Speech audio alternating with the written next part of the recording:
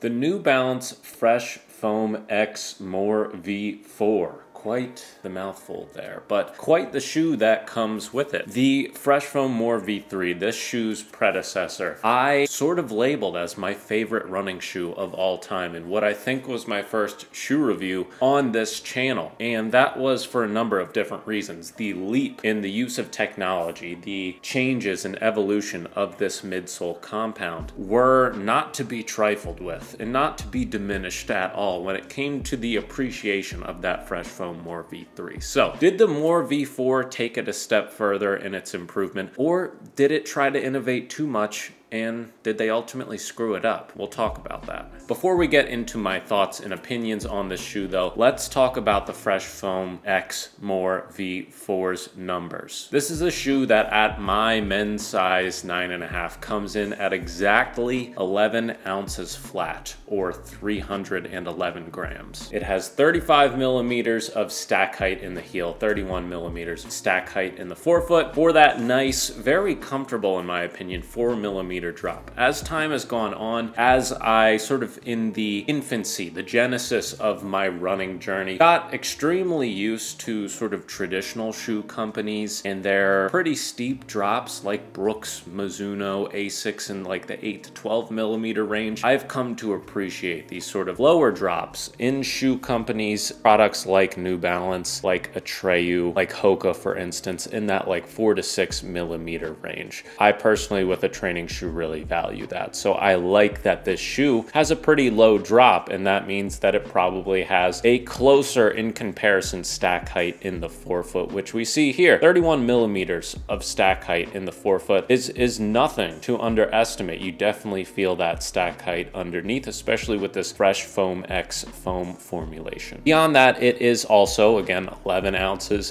311 grams. The version 3 was not exactly a lightweight shoe. It was about half an ounce lighter than the Fresh Foam More V4, but the stack height was slightly less. It was like 2 millimeters less, a 33 to 29 millimeter heel drop. So altogether pretty similar shoes, but for whatever reason, I feel like this Fresh Foam More V4 compared to the More V3 feels heavier on foot. There was this sensation with the Fresh Foam More V3 that made it feel a lot more lightweight than like the upper 10 ounce region for my size, for a men's size 9 or 9.5. And I don't know if the 11 ounce threshold is this sort of boundary where when you cross it, it just starts to feel a lot heavier. But this shoe really does feel like that 11 ounce weight label, as opposed to the Fresh Foam More V3, which really felt seamless when on the foot and felt pretty lightweight,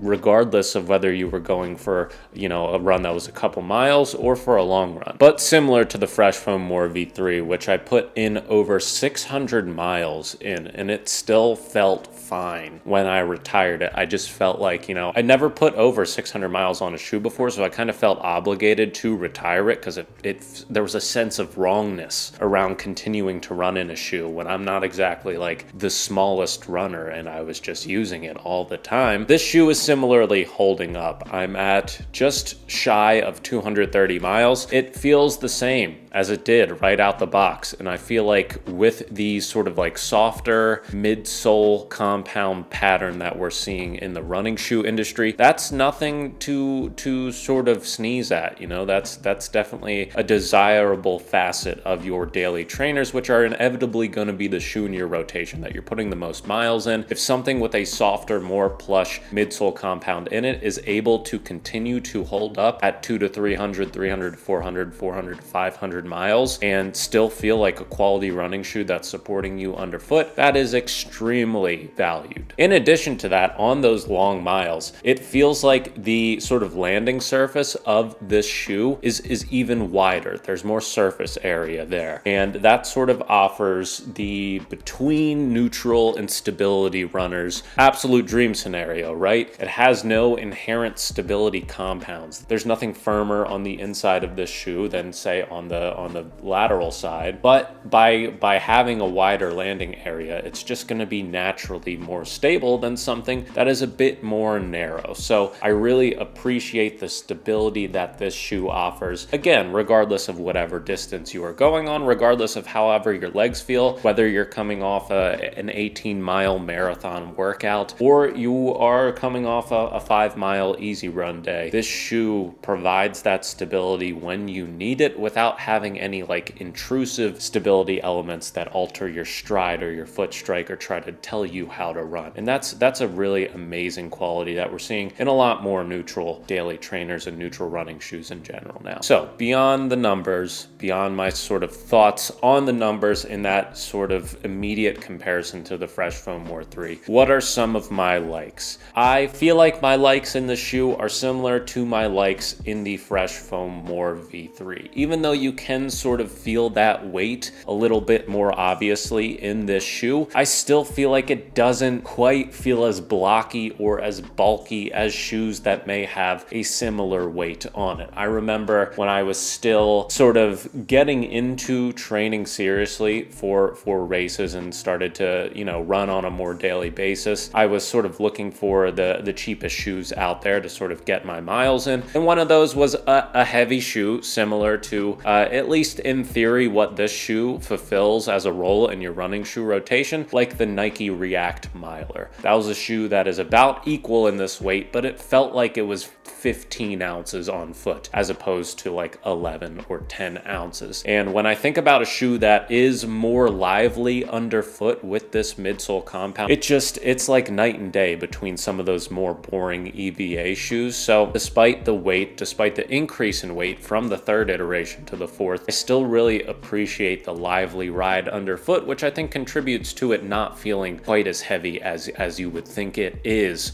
when you see that weight on the screen when you're about to buy it. Another one of my likes is the general aesthetic appeal of it. I feel like the colorways and just the geometry of the shoe, the design on both the upper and the midsole, just a bit more aesthetically pleasing. You know, the Fresh Foam More V3 wasn't exactly the best looking running shoe, and I didn't think the colorways were particularly amazing. Not that I'm really always even thinking about the colorways, but I feel like there were some better offerings for the Fresh Foam More V4, which is always a solid bonus. And my final like is just its general versatility. I enjoy doing everything from like a medium long run in this, anywhere in the range of, you know, 11, 12, 13 miles, even up to a steady pace, to something like a recovery run. This is the perfect daily trainer that sort of can fulfill a number of different categories, even though it looks like an old Cadillac and looks extremely bulky, and in the physical space it takes up is very bulky. I think that it is still able to get the job done in a number of different areas. If you need something that can go short, can go long, can go easy, can go steady, obviously this is not going to be your speed shoe, but it is versatile for what it is. And my overall dislike, I really didn't have any for the Fresh Foam More V3, and I can't immediately think of anything that bothers me when I put this shoe on. It just performs well in pretty much every area I want or need it to. I guess my biggest gripe with it would ultimately be its price, because, you know, we're all trying to save money, we're all trying to build out our running shoe rotations without absolutely breaking the bank. And when the standard for a daily trainer, like shoes that are not even speed shoes, racing shoes, workout shoes, we're now seeing in the range of like $130 to $160, and this is kind of on the upper end towards $150. It's just tough. It's tough to justify buying multiple running shoes when that's what we are recommended to do for, you know, like even health and safety reasons, to let these midsole compounds sort of rest if we're running multiple days a week and sort of rotate between 2 or 3 shoes. All of a sudden, for you to just run at your normal rate on a weekly basis, you're supposed to have 2 or even 3 pairs of shoes. And at this point, the average cost of running shoes would result in you spending anywhere from,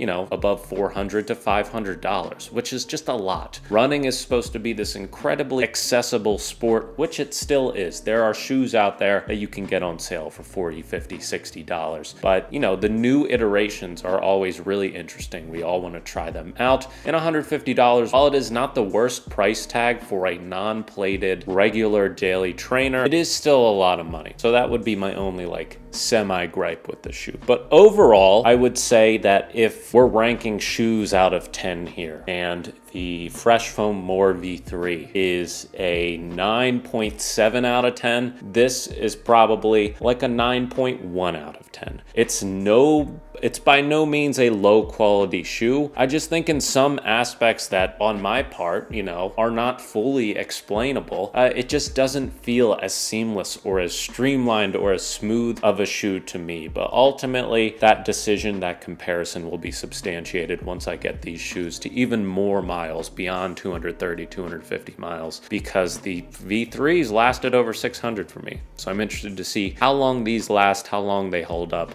if they evolve at all throughout those hundreds of miles. But regardless, I would still wholeheartedly recommend this to somebody looking for, again, the best max cushion offerings out there, because I do think New Balance does the best with midsole compounds, specifically in their softer stuff with their daily trainers. So if you can get this shoe on sale, go get it. I look forward to putting more miles in it. If you've run in the More V3 or the More V4, what are your thoughts on it? Let me know down in the comments. Make sure to like and subscribe. We'll catch up next time. Peace.